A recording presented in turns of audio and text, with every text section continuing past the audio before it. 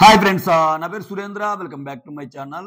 Voting analysis మాట్లాడుకునే ముందు నిన్న గౌతమ్ నువ్వు గేమ్లో యష్మిని వాడుకుంటున్నావు అనే పదం అది కరెక్ట్ అని ఎవరు చెప్పరు. కానీ అసలు ఆ మాట అనటానికి ముందు జరిగిన కాంటెక్స్ట్ ఏంటి, నిఖిల్ ఆడిన గేమ్ ప్లే ఏంటి, సో నిఖిల్ లాస్ట్ డేని అంత ఎందుకు వీరోచితంగా పోరాడాడు, సో అటువంటి అద్భుతమైన పెర్ఫార్మెన్స్తో ఖచ్చితంగా విన్నర్ కాబోతున్నాడు. దాంట్లో నో డౌట్. దాంట్లో అద్భుతమైన పెర్ఫార్మెన్స్ కనబరిచాడు ఈ సీజన్లో. అసలు అతనుకున్న పర్సనాలిటీకి కానీ అతనుకున్న ఇదికి కానీ కప్పు అసలు అలా ఇవ్వచ్చు. అటువంటి గేమ్స్ ఆడాడు. మీకు అర్థమయ్యే ఉంటుంది ఎటువంటి గేమ్స్ ఆడాడు, ఎవరితో ఎటువంటి గేమ్స్ ఆడాడు. అంటే జనాలు అంటే ఒక వ్యక్తికి ఫాలోయింగ్ ఉంటే ఏదైనా కరెక్ట్ అన్నట్టు పిఆర్లు కానీ క్రియేట్ చేస్తుంటే ఆ పిఆర్ల మాయలో జనాలు పడుతుంటే సీజన్స్ ఇలానే ఏడుస్తాయి. ఇప్పుడు గౌతమ్కి ఫేవర్ అయ్యే కంటే నేను ఎందుకు వేయలేదు ఎపిసోడ్లో. ఇన్ని జరిగినా కానీ ప్రేరణ గౌతమ్ దగ్గరికి వచ్చి నేను పిచ్చింగ్ చేసుకుంటాను అనే యాక్సెసిబిలిటీ ఉందంటే అది గౌతమ్ మంచితనం కదా. విష్ణువుని అసలు టాప్ ఫైవ్లో ఎలా ఉంటున్నావురా అని అంటున్నా కానీ గొడవ వేసుకోకుండా కామ్గా ఉంటే అది గౌతమ్ ఇది కాదా. అవన్నీ ఏంటి? సో విష్ణు నిన్న మాట్లాడిన మాటలు ఏవైతే ఉన్నాయో, అరే నువ్వు ఎలా ఉంటున్నావురా అని. చాలా మందికి విష్ణు ఎలా ఉంటుందిరా అని విష్ణు మీద కూడా అదే ఒపీనియన్. చాలా మందికి నిఖిల్ ఎలా ఉంటున్నారా అని చెప్పి నిఖిల్ మీద కూడా అదే ఒపీనియన్. బట్ వీళ్ళందరికీ ఇప్పుడు చూడు, నిన్న ఇష్యూ జరిగింది, అందరూ టకటకటకటకటక ఒకటయ్యారు. ఇటుపక్క విష్ణు నబిల్ గౌతమ్ గురించి మాటలు, అటుపక్క నిఖిల్ ప్రేరణ గౌతమ్ గురించి మాటలు. అంటే గౌతమ్ చేస్తుంది ఎంటైర్ తప్పు అని ఒక ముద్రేసే ప్రయత్నం జరిగింది.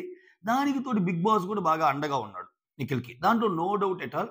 ఎందుకంటే ఇప్పుడు ఖచ్చితంగా ఇంకా అలానే జరిగింది చూడండి. నెక్స్ట్ స్క్రీన్ ప్లే కూడా అలానే ఉంటుంది. ఇంకా తొక్కి పట్టే ఎపిసోడ్లు వస్తాయి. నేను లాస్ట్ టైం చెప్పాను, గౌతమ్కి చాలా వాల్యూ ఇస్తున్నాడు, బిగ్ బాస్ వాల్యూ ఇస్తున్నాడు అంటే లాస్ట్కి వచ్చేసరికి ఆయన్ని దించుతారు. వాళ్ళ స్క్రీన్ ప్లేనే అది.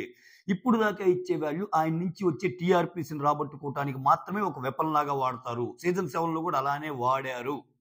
గౌతమ్ అనే పర్సన్ సీజన్ 7లో వెపన్ లాగా వాడారు అని చెప్పారు. పోరాడి ఓడిపోబోతున్నాడు గౌతమ్. జస్ట్ మీరు ప్రిపేర్ అవ్వండి అంతే. So season 8 Nikhil, season 8 winner Nikhil. Season 8 విన్నర్గా అద్భుతమైన పెర్ఫార్మెన్స్ చూపించి కప్పు అందుకోబోతున్నాడు నిఖిల్ హాసన్. గుర్తుపెట్టుకోండి, ఇది జరగకపోతే అప్పుడు అడగండి, మ్యాక్సిమం ఇదే జరుగుతుంది. ఓకే.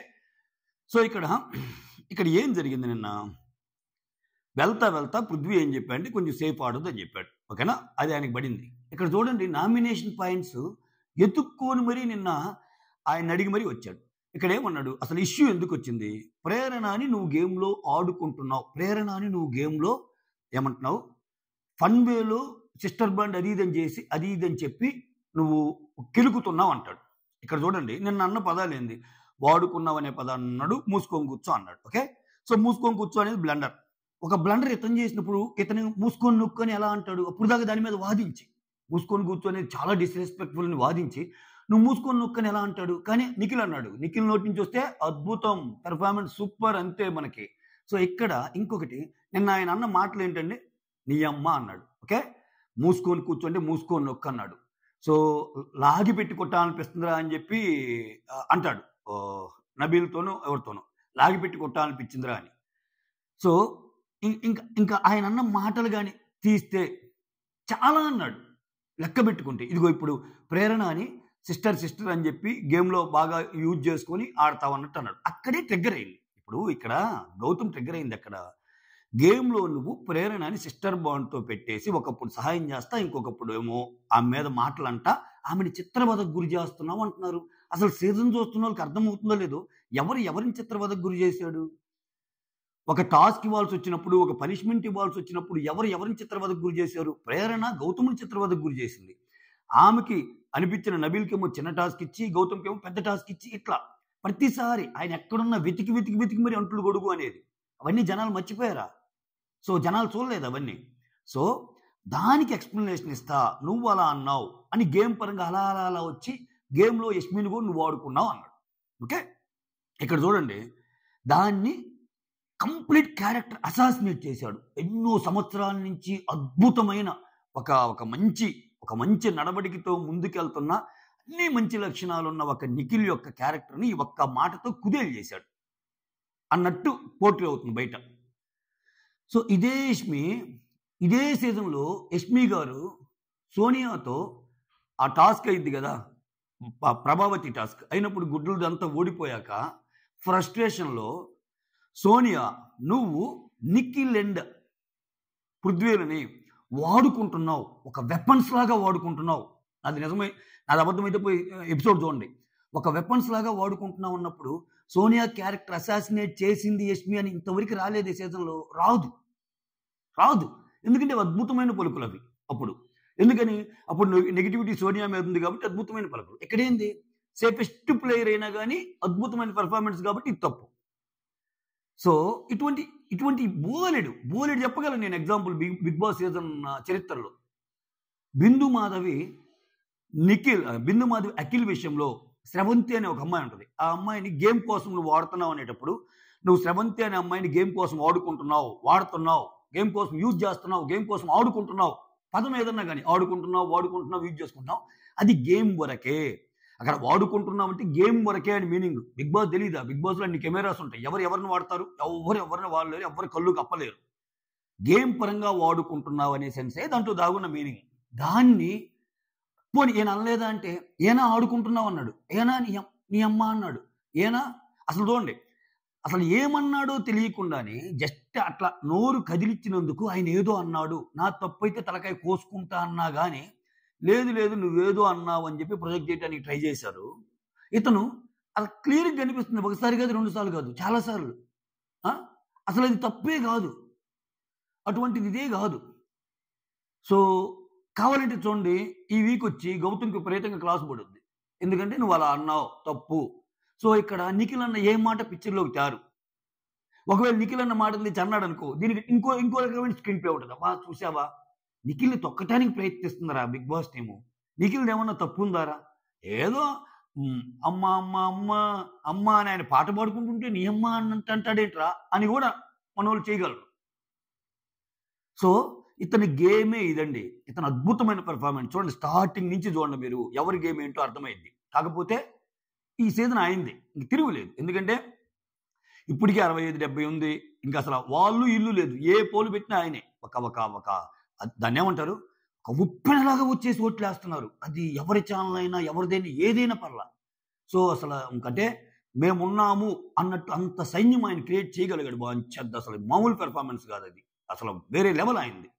సో ఇంకో విచిత్రం ఏంటంటే, ఆయనది తప్పు అని ఇప్పుడు ఆయన యష్మి విషయంలో జరుగుతున్నాయిగా.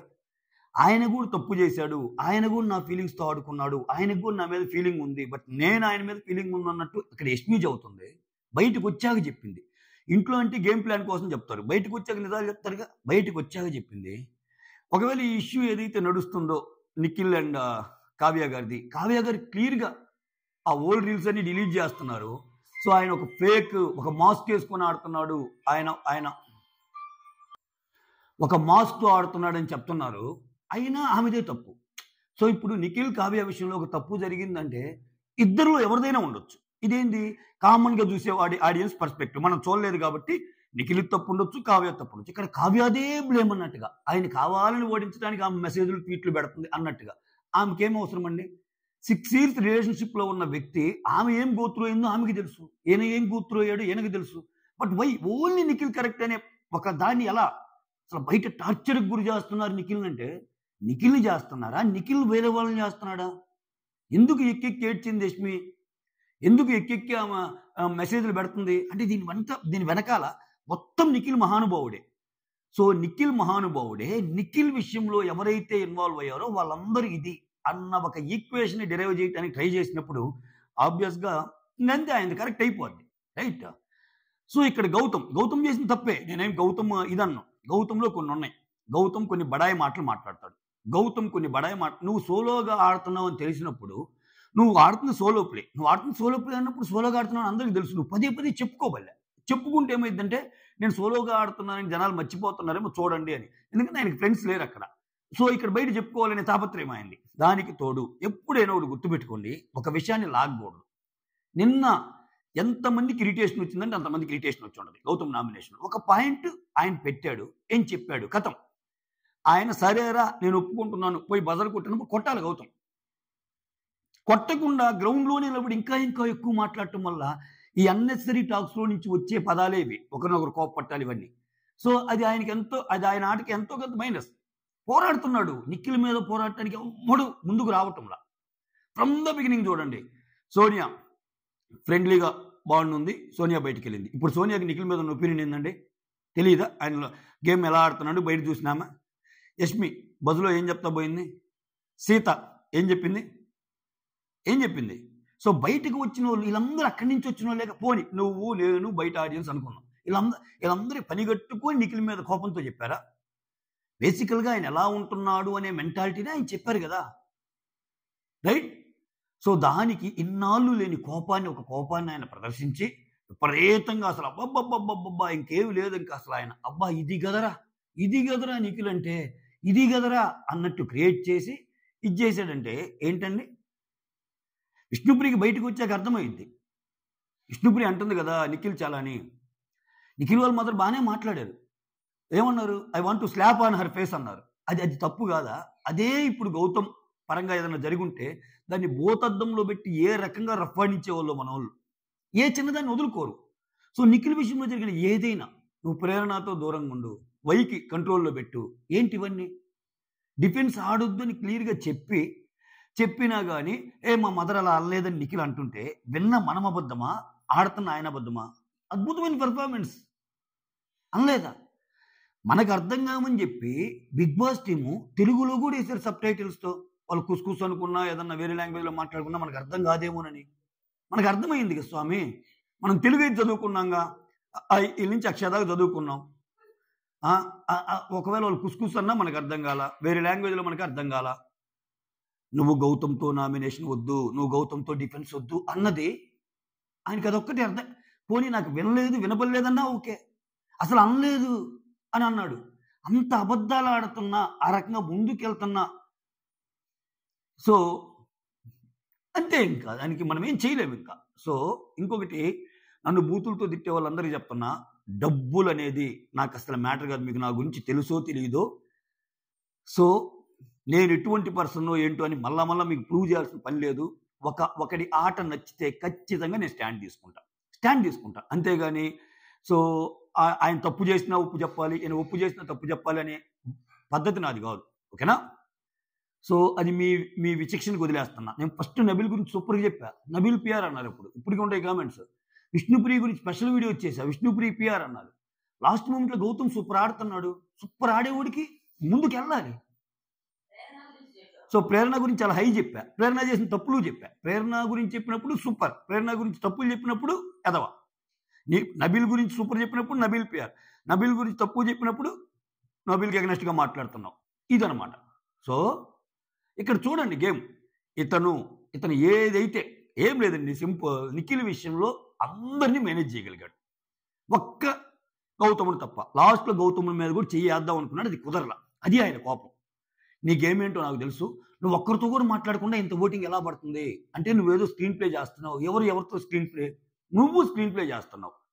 ఒక ఫ్రెండ్ లాగా నటించడం, ఆ ఫ్రెండ్ వెనకాలే ఓతులు తవ్వటం, భుజం మీద చేసి మాట్లాడటం, నేరుగా ఎగ్జిట్ దాకా తీసుకెళ్ళి డోర్ ఓపెన్ చేసాక అవ్వటం, ఒక ఏడు ప్యాడ్ అవ్వటం, కథం. మళ్ళీ నెక్స్ట్ టార్గెట్ ఎవరంటాం. ఇది ఫర్ లూప్లో పెట్టి చేసేస్తున్నాడు ఆయన. For i = 0, i <= contestant number, i++ incremental. So బ్రేసెస్లో లాజిక్ రాసేసాడు. సారీ, టెక్నికల్గా కొంచెం వెళ్ళాను, సారీ. ఇట్లా ఉంటుంది. సో ఓవరాల్గా సింహాసనం ఆయిందే. సీజన్ 8 ఖచ్చితంగా సీజన్ 8 విన్నర్ నిఖిలే, దాంట్లో నో డౌట్. బిగ్ బాస్ ఏంటంటే ఏమన్నా ఒక పావుగా వాడారు, సీజన్ 7లో వాడినట్టు. సీజన్ 8లో ఏంటంటే అసలు దిగజారిపోతున్న ఒక టీఆర్పీని లేపటానికి హెల్ప్గా తీసుకున్నారు. అరే ఈ కుర్రాడు బాగా మాట్లాడుతున్నాడే, గట్టిగా మాట్లాడుతున్నాడే, ప్రతి వారం గౌతమ్ యూజ్ చేసుకుందాం. లాస్ట్ 2 వారాలు మనకు కావాల్సిన వాళ్ళు ఎవరు? నిఖిల్కి ఫేవర్గా ఎపిసోడ్స్ కట్ చేద్దాం. ఇతను డమాల్, అతను ఇది, కథం అయిపోయింది, గేమ్ అయిపోయింది. తర్వాత నిఖిల్ అసలు సూపర్ అన్నట్టు అయిపోతాడు, గౌతమ్ వెళ్ళిపోతాడు. ఇది ఈక్వేషన్. ఓకే, ఎన్నిసార్లు గౌతముని పొగిడే సందర్భాలు వచ్చినప్పుడు ఎందుకండి నాగార్జున సార్ పొగలేదు? నిన్నటికి నిన్న ప్రేరణ అన్ని గొడవలు ఉన్నాయి కదా, అన్ని గొడవలు ఉన్నాయి, ఆయన అంటేనే పడదంటారు కదా. అయినా అటువంటి సిచ్యువేషన్లో కూడా అరే నేను పిచ్చింగ్ చేసుకోవాలనుకుంటున్నారా నీతోటి, నన్ను ఉంచరా అన్నప్పుడు ఆయన అంటే అసలు ఫస్ట్ ఆఫ్ ఆల్ అడగటానికి వెళ్ళిందంటేనే అక్కడ యాక్సెస్ ఉన్నట్టుగా టేస్టీ తేజ లాంటి పర్సన్ అన్ని మాటలు అంటున్నా పడ్డాడంటే అతని ఫ్రెండ్కి ఇచ్చిన వాల్యూయేగా, అతని ఒపీనియన్ అని. ఎక్కడ గేమ్ తేడా కనపడింది? ఎస్ ఉన్నాయి, లోపాలు ఉన్నాయి. లోపాలు ఏంటంటే బడాయి మాటలు మాట్లాడతాడు ఒక్కోసారి గౌతమ్, ఇంకోసారి చెయ్యాల్సిన దానికంటే అతిగా ఎక్కువ ఇరిటేట్ చేస్తాడు చెప్పిన పాయింట్నే చెప్పి. ఇవి తప్పితే ఓకే, ఇవి తప్పితే ఈ గేమ్లో వాడుకున్నాడు అనేది అసలు ఫస్ట్ టైం గౌతమ్ అన్నట్టు అది తప్పే. అగైన్ అండ్ అగైన్ చెప్తాను, అది తప్పే.